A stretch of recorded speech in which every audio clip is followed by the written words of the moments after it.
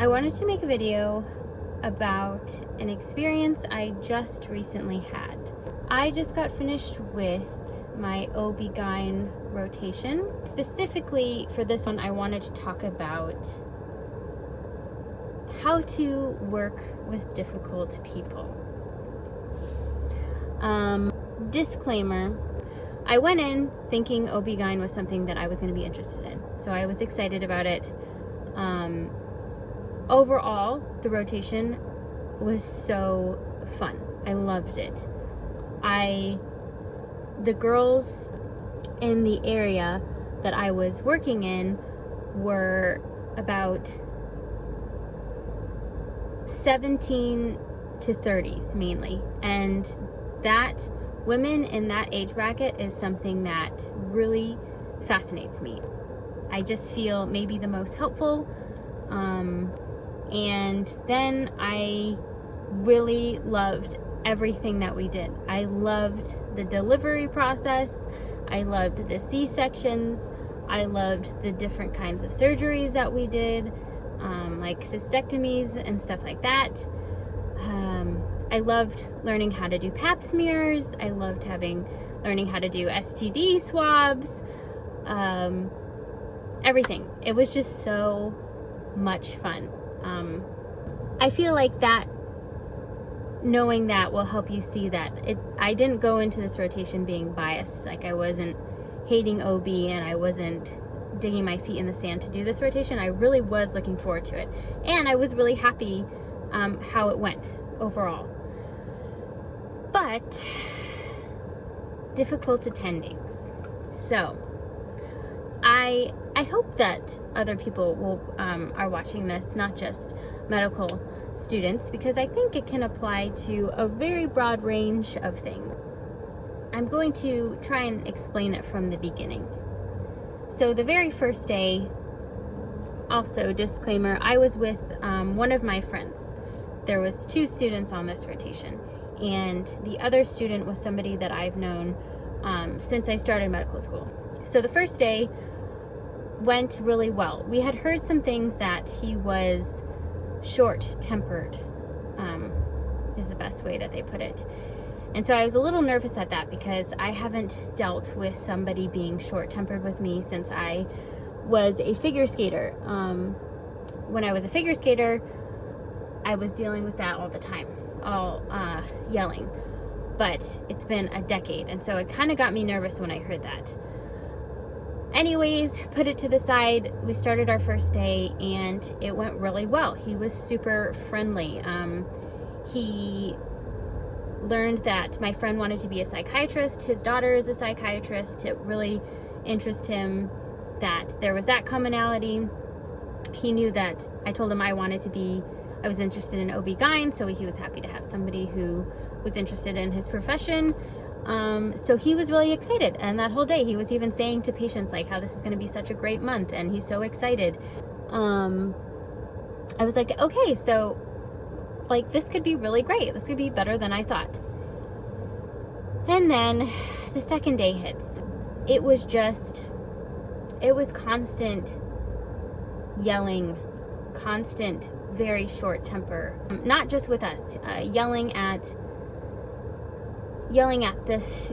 his staff, yelling at the nurses, yelling at everyone, basically, every day. So one specific example, the first week, the students before us had told me through a message that they go round on his patients in the hospital every morning. So my friend and I got up in the morning, we went to the hospital, we rounded on the patients, basically the ones who got induced for labor the day previous or the ones who had C-sections the day before. So we did that, and then we would drive to one of his clinics, and we met him there, and he said, okay, did you see this patient? Did you see this patient? Yes, yes. Did you see this one? We saw all of the labor and delivery patients, and we had forgotten to go to med surg and see those patients, which was like, yeah, that was not a good idea. That was dumb. So he was very upset about that. Okay, reasonable. The next day, we go around on his patients, and we get there even earlier. And so we make sure that we see everybody. Then we're leaving the hospital, and we're driving, and he calls us and he says, "Where did you go?" And we told him we rounded on all the patients. And he flipped out and just yelled at us and said, like, "Now I'm gonna look so stupid, going to ask them the same questions that you did. Why didn't you tell me that you were going? Why didn't you tell me you were gonna see these patients?" And we're just like, that is just one example. Just, there was this pattern of, we would do something, he would say it was wrong, it was like, okay, and then we would fix the mistake, and then he would get mad at us still.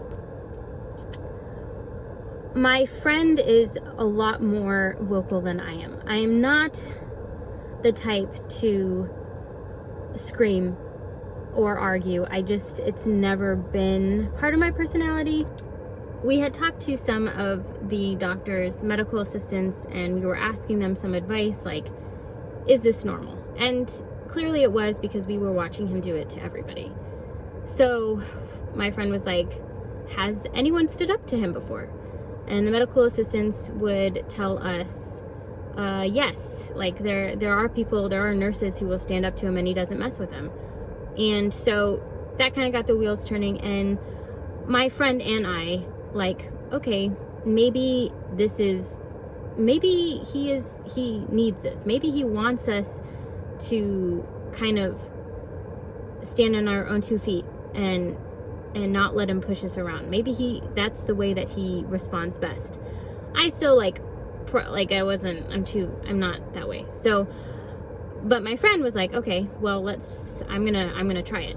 So, and mind you, this isn't the type of situation where it happened once. It was every day, like 10 hours a day, just constantly yelling and yelling and yelling and snapping at things that, you know, when you get yelled at so many times and you're trying to internalize it and grow from it, because you're like, okay, what is legitimate? What is I want to get better.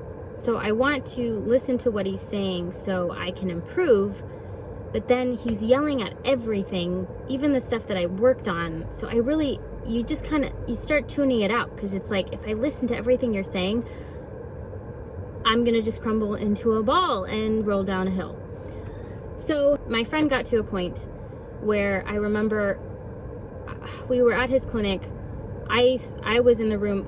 This is kind of how I tolerated it. I would go into patients' rooms and I would just sit and talk to them, get the history and physical, figure out what's going on, and it gave me like a breather from him. So when I was doing that, my friend went out and I could hear them yelling at each other. And I'm like trying to listen to the patient, but I'm also like, oh no, okay. So my friend finally snapped and I hear them yelling at each other in the lobby. And he's like, you told us to do this, and now you're saying to do this. We fixed it and you're still yelling. I don't understand what you want. It's not making any sense, basically, except more vocally. And you know, since that day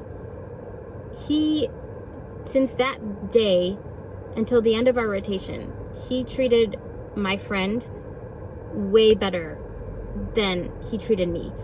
He got better with me too, but he had a level of respect for him that I didn't get. So I don't know if that was it. I don't know if it is he just responds better to yelling. That's that kind of attending.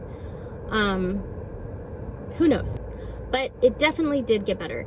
And I'm just saying that because I want to give two different perspectives of how people handle it. I never got there. It's not me. And that's what I wanted to talk about. You've got to be who you've got to figure out who do you want to be, first of all. And you do that by trial and error. A lot of trial and error. I do it also by reading the Bible and praying. I know who I want to be by doing that. I'm like, okay, if this is conflicting with what God's word is saying, then this isn't who I want to be. And then also trial and error by communicating and by saying certain things to people, and you're like, okay, I didn't like the way that I said that. It didn't make me feel good. Or I said this and it was like, okay, like I walked away from that situation and I feel happy with how things went. I feel content about what went on between both of us. Because I watched some of these YouTube videos, and some of it was like either kill them with kindness, which is true, or stand on your own 2 feet, which can also be true.